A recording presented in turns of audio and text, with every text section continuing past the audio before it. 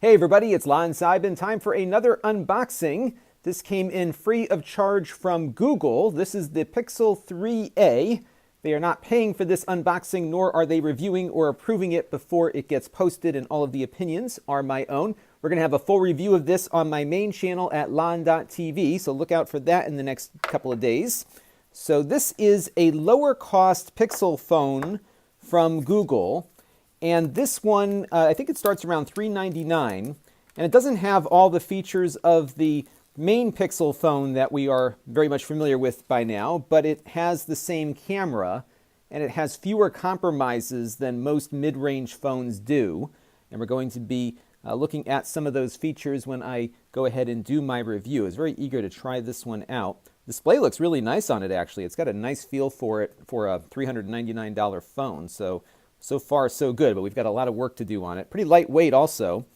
So let's see what else is in the box here. We have the SIM popper and some of the instructions and a Team Pixel thing for you to put on your whatever. Here we've got a USB Type-C cable for charging the phone, along with what looks like an adapter of some kind. Whoops, that, yep, will convert the standard USB-A to USB-C. So that's in the box there as well. And then we've got the power adapter, and this looks like it's probably a faster adapter than a typical tablet charger. Yeah, this will go 9 volts at 2 amps, which I think is a little bit faster than your normal USB charger. So that is all that is in the box. So that's that part. And then they also sent over a case, which is very important given how easily I drop everything. So let's see if we can figure out how to get this case opened. I think I just have to take out my trusty little knife here to do that. So let's slice that up a little bit without hurting anybody.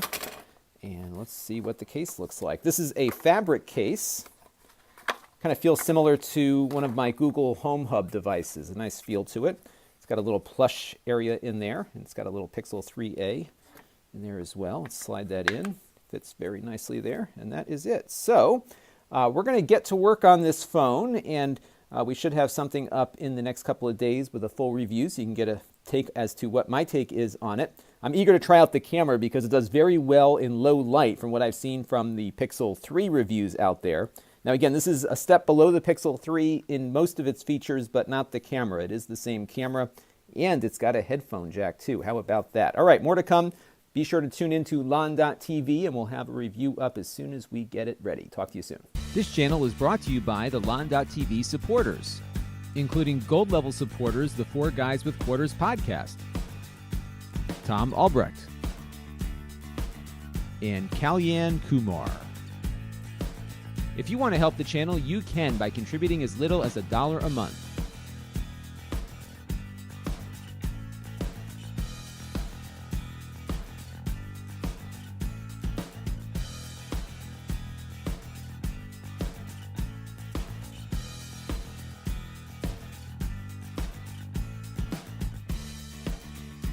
Head over to lon.tv/support to learn more.